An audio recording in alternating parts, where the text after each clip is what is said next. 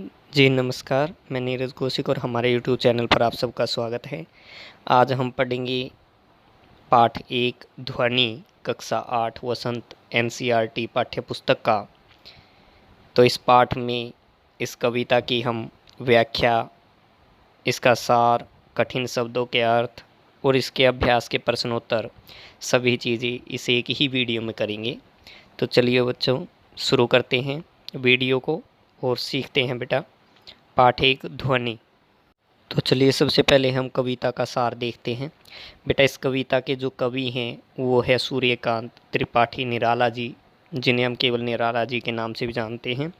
तो इस कविता में कवि निराला जी ने प्रकृति के माध्यम से अर्थात पेड़ पौधों, कलियों, फूलों के माध्यम से आज की युवा पीढ़ी, बेटा आज की युवा पीढ़ी कहा जाता है जैसे आप सब हैं जो आजकल छोटे हैं, बच्चे हैं या युवा हैं और आगे चलकर बेटा भविष्य आप ही के हाथों में होगा। तो युवा पीढ़ी को अपने अंदर से आलस त्याग कर उनके अंदर नई उमंग, जोश, उत्साह भरने की प्रेरणा दी है। मतलब ये है बेटा कहने का कि कवि निराला जी ने प्रकृति के माध्यम से बेटा आज की युवा पीढ़ी के अंदर के आलस को त्याग कर उनके अंदर एक नया उमंग, जोश, उत्साह भरने की प्रेरणा इस कविता के माध्यम से दी है। तो चलिए बेटा इस कविता की शुरुआत करते हैं। देखिए बेटा इसमें जो सबसे पहली पंक्ति से है, अभी न होगा मेरा अंत, अभी अभी ही तो आया है मेरे वन में मृदुल वसंत, अभी न होगा मेरा अंत। बेटा इसमें कवि निराला जी कहते हैं कि अभी मेरा अंत होने वाला नहीं है। अंत का मतलब बेटा समाप्त होना, ख़त्म होना। तो वो कहते हैं अभी मेरा कोई अंत थोड़े ही होगा, अभी अभी तो आया है मेरे वन में मृदुल वसंत। अर्थात मेरे वन में, कैसे वन में बेटा? कवि के मन में। कवि कह रहे हैं कि मेरे मन में अभी तो मृदुल वसंत आया है। बेटा वसंत आने पर क्या होता है? नए नए फूल खिलते हैं, पेड़ पौधे बेटा हरियाली आ जाती है उन पर।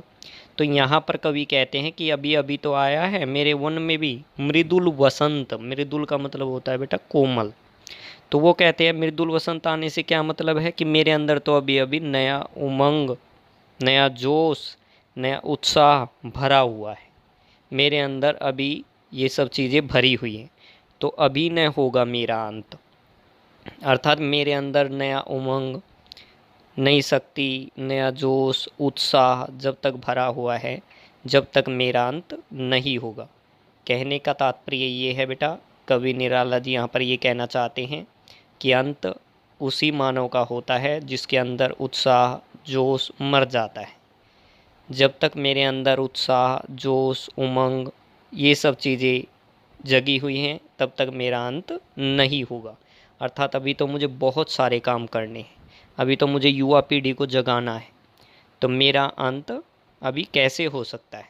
तो बेटा एक तरीके से युवा पीढ़ी को जगाने के लिए कवि ऐसा कह रहे हैं।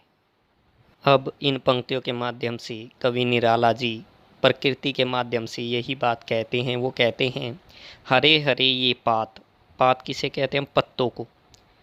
डालियाँ, कलियाँ, कोमल गात, और कोमल गात, गात शरीर या देह को कहा जाता है।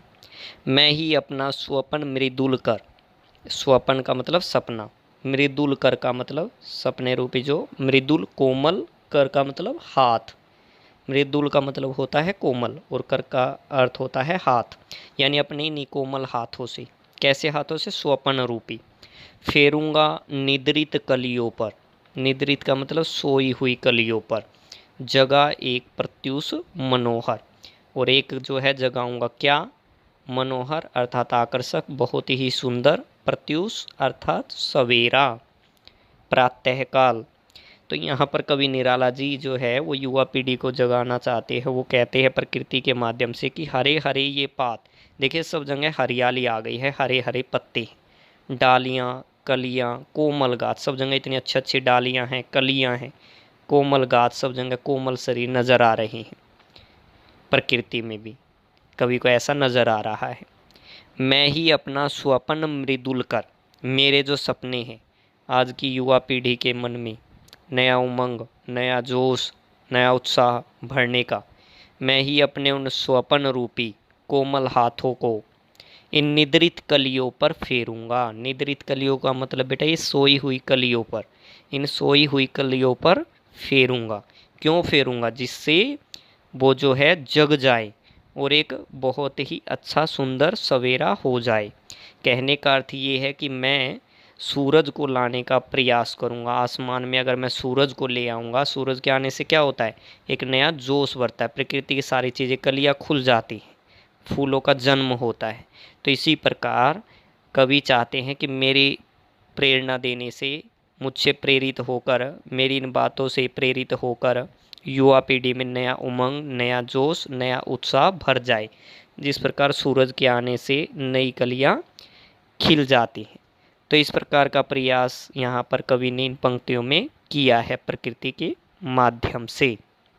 अब देखते हैं कविता के अंतिम हिस्से में कवि क्या कहता है। कवि कहता है, पुष्प पुष्प से तंद्रालस लालसा खींच लूँगा मैं, अपने नवजीवन का अमृत सहर्ष सींच दूंगा मैं, द्वार दिखा दूंगा फिर उनको, है मेरे में जहाँ अनंत, अभी न होगा मेरा अंत।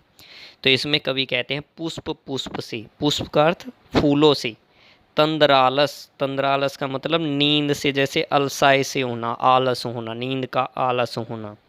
लालसा खींच लूँगा मैं, लालसा का अर्थ लालच, अर्थात नींद में जो आलस होता है, नींद का जो आलस होता है, उस अर्थात सोने का जो एक आलस की लालच है, उसको कवि कहते हैं कि फूल फूल से, यानी प्रत्येक फूल से, अर्थात आज की युवा पीढ़ी के प्रत्येक जवानों के अंदर से मैं इस आलस की लालच को खींच लूँगा। आजकल की जो युवा पीढ़ी आलसी हो गई है, वो आलस में भरी रहती है, उस आलस के लालच को मैं खींच लूँगा। अपने नवजीवन का अमृत सहर्ष सींच दूंगा मैं, सींचने का मतलब उनमें डाल देना, सहर्ष का मतलब खुशी के साथ, नवजीवन का अमृत, यानी एक तरीके से मैं प्रेरित करके उस युवा पीढ़ी को, आज की युवा पीढ़ी को नया जीवन प्रदान करूंगा। नवजीवन रूपी अमृत से उसे सींच दूंगा।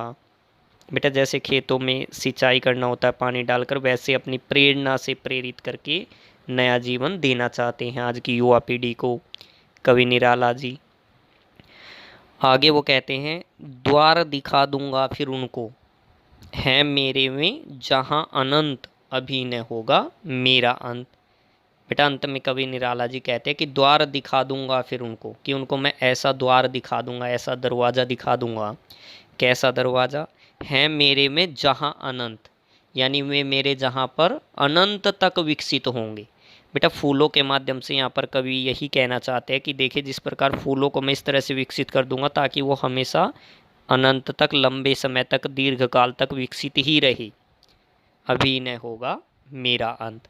अर्थात कवि कहते हैं अभी मेरा अंत कैसे हो सकता है, मैं जो प्रेरणा लेकर जी रहा हूँ, उन प्रेरणा को मैं सभी युवा पीढ़ी को, आज की युवा पीढ़ी के जवानों को मैं प्रेरित कर दूंगा, उनके अंदर नए और नई उमंग, नया उत्साह, नए जोश, नई शक्ति का संचार करूंगा, जिससे एक नया सवेरा होगा, अर्थात एक बहुत ही सुंदर सवेरा होगा। सभी युवाओं के मन में इस तरह की प्रेरणा की भावनाएं जग जाएंगी और वो लंबे समय तक, अनंत तक उनके अंदर विकसित रहेंगी, विराजमान रहेंगी। मेरे जाने के बाद भी वो सभी मेरे स्वप्न उनके अंदर विराजमान रहेंगे। इस प्रकार मेरा अंत अभी नहीं होगा, अभी तो मेरा वसंत शुरू हुआ है। अब देखिए अभ्यास के प्रश्न। पहला जो प्रश्न है, कवि को ऐसा विश्वास क्यों है कि उसका अंत अभी नहीं होगा? तो इसका उत्तर है, कवि का मानना है कि जिस व्यक्ति के अंदर उमंग, जोश, उत्साह खत्म हो जाए उसका अंत होता है, परंतु कवि कहता है कि मेरे अंदर तो अभी उत्साह, जोश, उमंग भरपूर है, अतः मेरा अंत अभी नहीं होगा। अब दूसरा प्रश्न है, फूलों को अनंत तक विकसित करने के लिए कवि क्या क्या प्रयास करना चाहता है? कवि फूलों को अपने सपनों के स्पर्श से जगाने की कोशिश करता है, फिर उनको वो नया जीवन जीने की कला सिखाना चाहता है ताकि वे अनंत तक विकसित होते रहे। अब तीसरा प्रश्न है, कवि फूलों की तंद्रा और आलस्य दूर हटाने के लिए क्या करना चाहता है? कवि उन्हें नवजीवन रूपी अमृत से सींचना चाहता है ताकि वे अनंत तक विकसित रहे, अर्थात लंबे समय तक विकसित रहे। तो मैं उम्मीद करता हूँ कि आप सबको ये कविता अच्छे से समझ में आई होगी, आपको वीडियो बहुत पसंद आई होगी। कृपया वीडियो को लाइक एंड शेयर ज़रूर करें और मेरा आपसे निवेदन है कि चैनल को सब्सक्राइब करें ताकि आपको हमारी नई वीडियो के नोटिफिकेशंस मिलते रहें। धन्यवाद।